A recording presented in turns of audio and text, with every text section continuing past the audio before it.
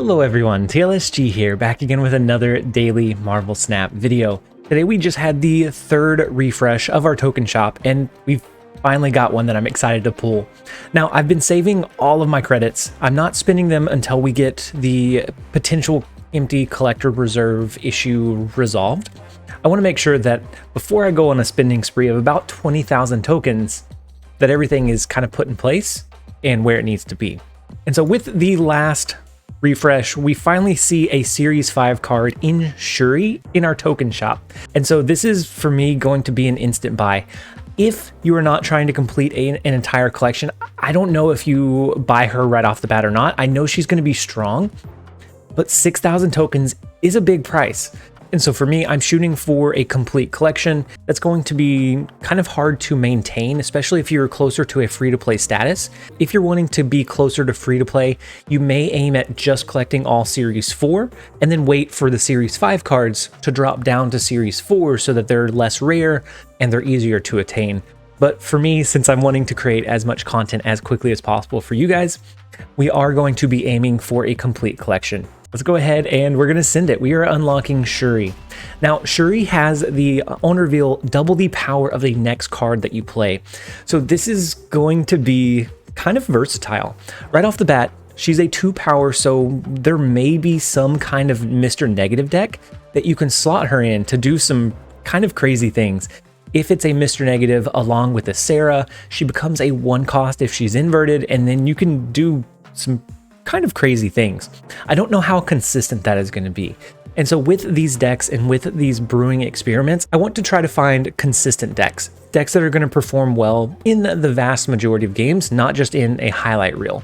And there are a couple of cards that I think she's just going to inherently work very well with. Black Panther, they go hand in hand. She's going to make Black Panther and elevate Black Panther to a really big power point. Now, the counters to him are going to be the same as they were before. A Cosmo, a Shang-Chi, both are going to be the bane of Black Panther. And so while Black Panther is good, I think Captain Marvel is going to be one of those sleeper picks that she's pretty decent at a 5 cost, 6 power. Can you imagine a roving 12 power card? This was one of my favorite cards during the Shuri's Lab featured location, and I think she's going to be great with this card as well. And then I also think that Vision may be viable. You're going to be able to play Vision at 5 cost. He's going to be 14 power, and you can move him across the board as needed. I think this is going to be very, very strong, but I want to try to experiment with something else today that I think is also going to be very, very strong. And so today we're going to be building around a Zero deck list. Now, Zero deck lists typically run very, very strong cards. And I think with Shuri, being able to curve into something like a Shuri, into a Red Skull, into a Taskmaster, that's going to be a turn 5 and turn 6 30 power play, which is absolutely insane. And then in this list, we also have our Sera. So with Sera, we're going to be able to reduce Shuri down to a 3 cost. We could then do a Shuri and a Typhoid Mary on that final turn for a 22 power play. We could do Shuri with a Maximus and then one other card to be able to spread that power out across the board. And this kind of helps protect us from some Shang-Chi counters by being able to push that power at different times during the game. And then also with this list, we know that Cosmo and Shang-Chi are just having a field day this season. And so with this list, we are aiming at kind of keeping priority in some of the other lanes. That way, if they do decide to drop a Shang-Chi and they swing one lane, we can have a pretty decent power push in the other 2.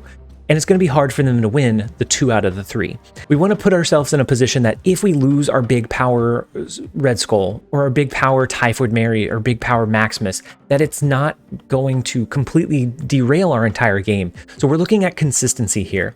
So the idea with this list is that if you go the Sera path, if you already have a Typhoid Mary on the board that you zeroed out, or if you have a zeroed out Maximus, and you have Sera on the board on 5, you can then flood a lot of cards. You could flood Angela, Bishop, and then Mysterio in the same turn, and that's going to be 4 energy, and so you still have a little bit extra to spare. It's going to be about a 6 power Bishop, a pretty good powered Angela, and you have the 4 power Mysterio token as well, to be able to put yourself in a pretty advantageous position to spread your power, to push it into locations that the opponent's not anticipating. So this deck has a good ability to flood the board to protect yourself from very popular decks like Barrow.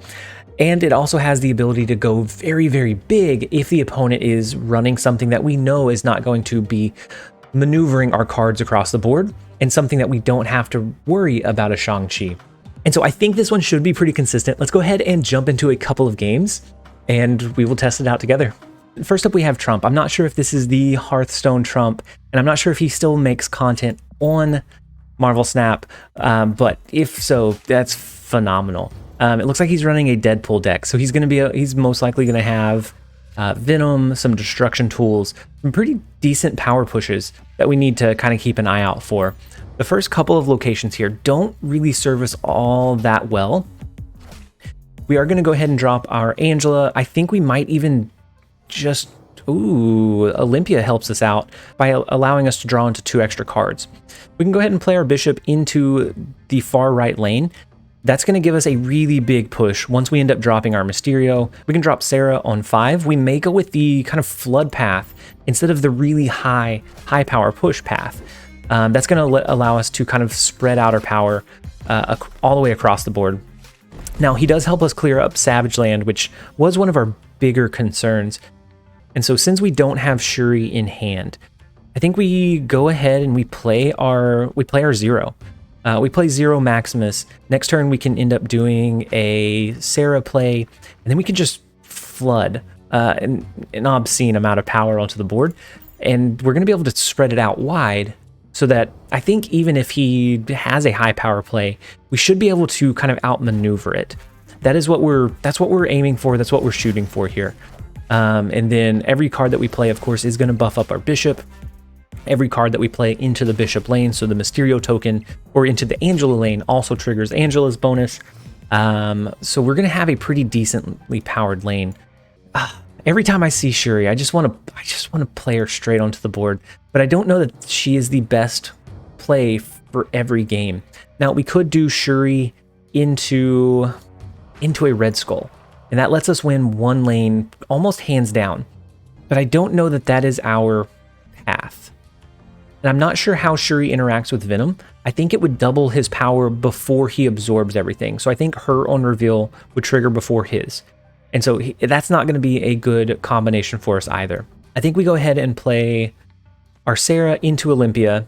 And then if he plays a wave, sometimes a Deadpool deck will run wave and Deadpool and Death. If he runs a wave here, we're going to be able to play 2 cards because of Sera. And so then we can do our Shuri here. We can do Red Skull for a massive last turn play. And that's what we're going to be shooting for here. Just to see that okay, so there is the wave. That is the path that he's going with. We're going to have 2 cards that we can drop on this final turn. He's going to be able to do the same thing as well. So he could do a Death. He could do a Death and a Taskmaster. That's going to be 24 power on the board. Now, so now here's the kicker. Red Skull beats a Death, and that's going to be his highest power play. Red Skull beats a Death here, and then we can Taskmaster it wherever we need to, and that's going to make sure that he doesn't get the upside from the Red Skull downside. It should only affect 1 card here, because he can only play a max of 2 cards, Death and something else. And he snapped. I really want to snap back, but we're just going to let this one play out. I think we are fine as is. We're going to spread out our power. 30 power on the final turn. It beats the high roll of a Death Wave, being 24 on the final turn. And so since we have the 2 lanes already in our favor, I think we can maintain and hold that down. Ooh, so he plays into the middle and the far right lane. So I'm expecting a Death and I'm expecting a Death. Oh no, a leader play. Very, very interesting. Oh no. So we still end up winning. We probably shouldn't have won. But because of the way that leader interacts with Taskmaster, Taskmaster's own reveal will trigger once again. And so then it goes off of the last card that he played rather than the card that our Taskmaster copied. And so since our Taskmaster copied the Red Skull, the last card that he played before leader was Deadpool. So had he reversed the order of the cards he played, if he had done Death and then Leader, we would have lost here. And so it was a very, very close game. We won the tiebreaker because we won this one by 5. He won this lane by 3. And then, of course, we tied with the 2 Red Skulls in the Vibranium Mines. Much closer than I thought it was going to be. But we do secure the win. Let's go ahead and jump over into the next one. All right, next up we have Sarkdoles 2. So I'm going to give him the fist bump for the funny name. The first location is Throne Room, and we have Taskmaster, which makes for an insanely big power potential. If we double a card and play it in Throne Room, that almost guarantees that that's going to be the highest power card here. And then we can copy it with our Taskmaster. Phenomenal. Oh, so it's against a Thanos deck. Let's let this happen. So the first card that he played was Mind Stone, so he actually was able to draw into 2 more of the stones. So we're gonna have to look out for all of the stones that are played. With one of the stones, I don't remember which one, he's able to move 1 card from that lane on the following turn, and so he'll be able to play at least 1 card in the Sanctum Sanctorum. And so this, I don't know, he may have the advantage, but at the same time, the stones do clog up a lot of space on the board. And so that is going to start really suppressing the amount of room that he has to play in. And so he already has a pretty full hand. Time Stone, so he's going to get 1 extra energy next turn. And all cards here are going to have a -1 power. Do we just send our Maximus? No, he's going to be able to play a couple of cards here this turn, right? So if he only plays 2, technically he's only getting 1 extra card out of the Maximus. I'm going to go ahead and send it. I want to keep up with tempo, so he does do 2.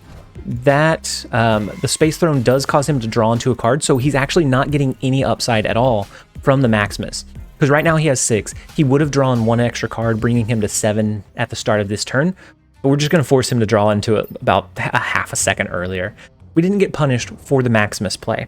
And so a Venom here is actually not terrible, right? We can do Venom. That leaves 1 card in this location, so he gets the +5. We can then do Taskmaster into the Throne Room, and then maybe a Shuri and a Lizard on the last turn, something absolutely nutty. Let's try it. He does have at least 1 more stone, yep, or he can at least move 1 card. So he's able to move the Deathlock over into the Sanctum Sanctorum, so he does get the upside of this lane.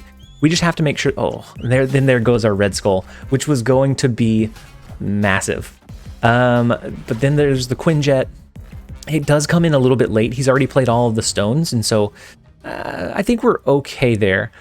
I haven't seen him play the one that buffs up Thanos. If he gets Thanos, that gives him, what, +20 power? And then it's going to be doubled in the Throne Room, and he's going to win the Sanctum Sanctorum outright. This might be a tough sell. There's the Reality Stone, which changes the Throne Room into Lemuria, so our card is actually not going to reveal until the start of next turn. And so here I'm actually going to do a Shuri and a Zero instead of a Shuri and a Mysterio. I don't want the extra Mysterio token to go here and end up taking away the +5 that we have in this lane. I think we lose this one. I think Thanos is going to win. I think it's inevitable, but I do want to see it play out. I want to see Thanos on the board. I've played against a couple of Thanos decks, but I've never seen Thanos actually played. And so let's go ahead and play the Shuri. There was the wave, so they were going to do something kind of cheeky. Ooh, the death into the Killmonger is interesting. I think we keep the win in Atlantis. And so now with Taskmaster copying, we actually win. Oh my gosh. Okay, so I'm guessing he didn't draw into his Thanos. That's another one of the kind of issues with the Thanos deck, is that it's hard to draw into all of the resources you need. Now, Death is, I think, going to be very, very strong in the Thanos decks, because you're going to be destroying a lot of your stones, giving you a very cheap death in the process. We will take the wins where we can, but had he drawn into Thanos, I think it was inevitable that we were going to lose this one. Let's go ahead and jump over into the next game. All right, so next up we have Mark, and in our starting hand we have our Lizard, we have Red Skull and Taskmaster. If we can draw into Shuri, we can curve into a Shuri and then a Red Skull and then a Taskmaster for an absurdly large play. So we are going to kind of play some of our resources early, and then we do have Sera now. And so we'll be able to do some other plays a little bit cheaper. We could always do a Maximus and a Taskmaster on the final turn, which isn't actually that big. We could do a Typhoid Mary at a Maximus and then something else as well. But I'm not sure what we ultimately end up going with. We're going to play our Lizard onto the board early. We want to try to keep tempo if at all possible. That way we can avoid any potential issues with like a Shang-Chi, so that we're relatively safe. So let's go ahead and play our Bishop onto the board. That's going to be one of our cards that we can continue buffing over time. After turn 5, the Strange Academy is going to send it into another lane. Ooh, and then we get Typhoid Mary. And Typhoid Mary is the only one in our deck that we weren't able to get to Legendary. Actually, I guess Zero is not Legendary either. We just don't have the boosters. But I like the glass effect on this one. It stands out. It's a lot more prevalent now than it was. So I don't think we play our Typhoid Mary here. I don't think it's worth it. We could always look at doing it on the last turn. Maybe we get a Zero that we can drop as well. I don't think we do our max. Actually, they're at 7 cards. I think we can safely do our Maximus without much issue. Because if they play 1 card, they're not getting any upside from us dropping the Maximus. I don't think they're going to get any upside at all. I expect a Devil Dino deck. So there is the Sentinel that pushes them back to 6 at the very minimum. And so they're going to draw their 7th card just a couple of seconds early. They're not actually getting any upside from the Maximus at all, which is absolutely okay with me. And then after this turn, the cards here are going to move. We could do the Red Skull without the Shuri. We don't have Shuri, but is that the path we want to go on? Or do we want to do something a little bit different? We can do Sera. That's going to reduce the cost of all of our cards. We can then look at doing an Angela and a Typhoid Mary and something else we draw into, or we can do an Angela and a Red Skull. That way we're protected from that Shang-Chi play. And so we're actually going to drop Sera here instead. And then after this turn, these 2 cards are going to fly into some other lanes. Ooh, what kind of deck are you running, Mr. Mark? Ooh, a Cerebro 3 deck. It's kind of bad that it took me until just now to realize that it was Cerebro 3. Because it was mainly just Sentinels that were being played. And so they actually cap out this location. If they play and we cap out this one. If they end up playing a Mystique here, then that will copy the Cerebro. They're not going to be able to buff this one up to 3 because it gets flooded with the Sentinels. And so this would buff this up by 4, making it a 15 maximum lane. And it would buff this one up by 6, making it a 21 power maximum lane. We are confident enough that we can snap, I think, but we're going to hold off. So let's push for maybe these 2 lanes. We can do the Angela. We can do, I don't know that we, ooh, actually. Okay, so this is going to break their power up here. So even if they play something in this lane, we should be fine. This one would give us 15, 16, 17, 18, 19, 20, 21, 22, 23. 23 power here. This is only going to push them up by 8, so it puts them at 9, 10, 11, 12, 13, so 23. So we might tie this lane, but then win this one pretty heavily. So I'm okay with this. We're gonna let the dice fall. They're okay. And so if this is, no, it's a Valkyrie. Very, very interesting. So they actually are going to win this lane because they set the power of all of our cards to 3. And so they get the Cerebro bonus here. Oh no, oh no. But they don't get the Cerebro bonus because we pushed their Sentinels in the far right lane up over that 3 power, so then they lose the power up here. So we end up still winning this lane by 1. We win this lane by 4, and then of course it's a push in the Strange Academy. We're seeing all of the new cards. I am so excited to get a Valkyrie deck going. It's going to be phenomenal to see Valkyrie. Luckily for us, they had initiative, so after they set our bishop back to 3, we were able to buff it up by 4 more with the cards that we played. Otherwise, we would have lost this lane because Lizard then goes down to 0. Another very close one, but also another win. That is 3 in a row so far with this 0 list. Let's jump over into the next one. All right, next up we have Viv, and we have 0, we have Lizard. I think we might just go ahead and curve out into a 0 Lizard. A lot of times we can use Red Skull, and then if we use it in a lane that doesn't have very many cards, or just generally doesn't have very many cards in that lane, we can get the upside by playing our Red Skull and then Taskmastering it into another lane. And so I don't think we need to just conserve our 0 for that chance. So they do play Angela into the sewer system. We can now play our Angela into the sewer system, but I think it might be a little too late. After the lizard, we are going to do it, and then next turn we can start pushing for Murder World and Throne Room. But at least for right now, I think we do need to kind of keep up with the tempo in the sewer system. Okay, and so let's go ahead and play our Bishop. We're going to be able to buff up Bishop and Angela with our Mysterio. We can also do a Red Skull maybe next turn in the Throne Room. He's going to be 30 power even without Shuri. And so we're going to have a pretty good power push. And then we get Shuri, which I think is a trap. I think Shuri is a trap. Let's go ahead and do our Red Skull into Throne Room. Next turn, we might end up doing Shuri into a Mysterio. That's going to allow us to have a double-powered Mysterio. We have the Mysterio tokens that go here and here, and we might be able to find our upside.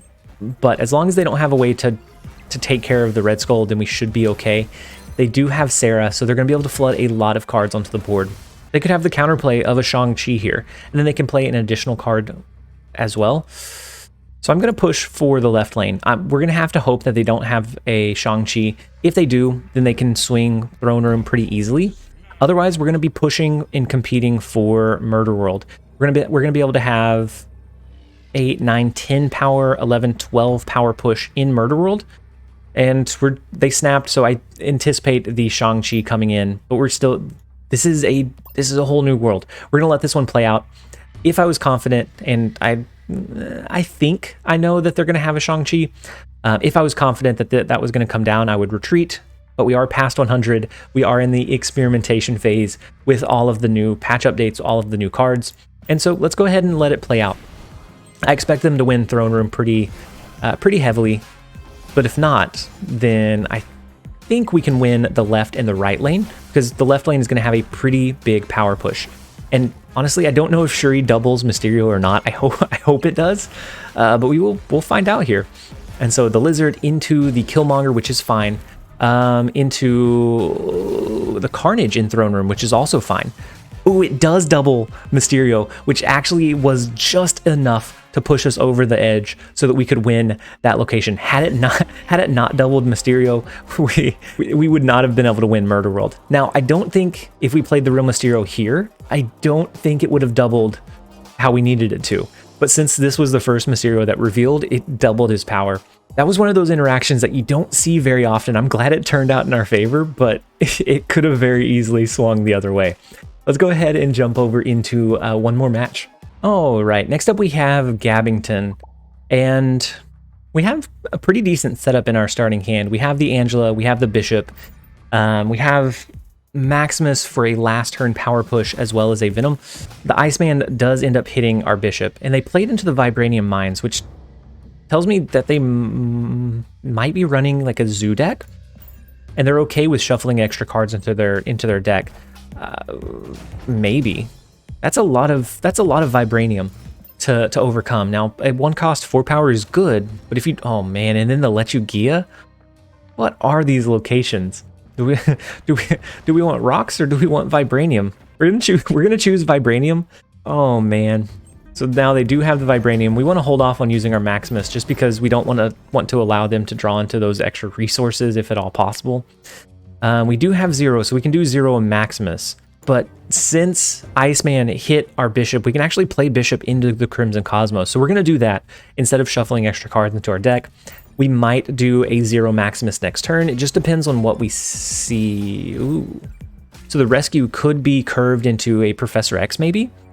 And we're not going to be able to play here with this card. We don't have any cards that we can play into the Crimson Cosmos actually, which is a tough one. So we could do Zero Maximus in the left lane, and then we could do a Vibranium in the far right. Hold on. Let's do Vibranium first, and then the Zero, and then the Maximus. We might run into a situation where we need to Taskmaster on the last turn, and I'd rather copy the 7 power than the 4.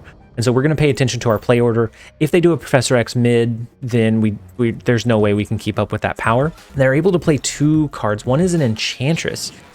Very interesting. So Enchantress and a Vibranium. We're still not going to be able to compete with that lane, I don't think. We could get 7 more power here, 8 more power with the Taskmaster play, but we just have so many low power things. So 7, 8, 9 more power. That'll push us to 13, which actually gives us a tie in this lane, which I'm okay with. We have a big enough lead here, and I think we have a pretty good push here. So my thinking is, if they're going to invest 4, 5, or 6 power into the Crimson Cosmos, that's going to be hard for them to play much of any other power into this lane or this one. And so we might as well push for the potential tie. I think that they're going to play into the far left and far right lane, assuming that they've won the Crimson Cosmos. That would be my... Oh, no. So they do play into the middle. So I'm guessing the real Mysterio is to the right. And they probably have us beaten here, actually. So the Captain Marvel is a big one. But it's not able to move anywhere that it's able to find the win condition. It's very, very fortunate that that ended up flipping in our favor, because it could have went any number of ways. Now that is 5 wins, 1 loss. I played 6 total games with this list. We didn't get huge upside from Shuri, but she is there as an alternate win condition. She is not our main win condition, and I think that's going to be the key in kind of implementing some of these Series 4 and Series 5 cards, is that if you build the deck, unless it's a very clear build-around card, it's going to be hard to have a reliable deck that solely relies on that card's ability. So like Valkyrie, when you get that card, it's going to be very polarizing, but if you don't, you want to make sure that you have other win conditions built in. And so with this list, we got a couple of good uses out of Shuri. Is this the ultimate Shuri list that we end up running? I don't know. I'm going to experiment a little bit more, but as far as consistency and contenders go, this one is not bad at all. We ended up very positive, pushing up to a little over 108 rank. And so in my books, Shuri is a pretty good card. She's going to be very flexible. She has a lot of uses, and I think you're going to be able to fit her into a lot of slots just because of how versatile her ability is. And so with that one, I am going to go ahead and end the video here. I hope that you guys enjoyed it. If you did, make sure to leave it a like and a comment down below, and let me know your thoughts on a Shuri build. As always, this has been TLSG. Later, guys.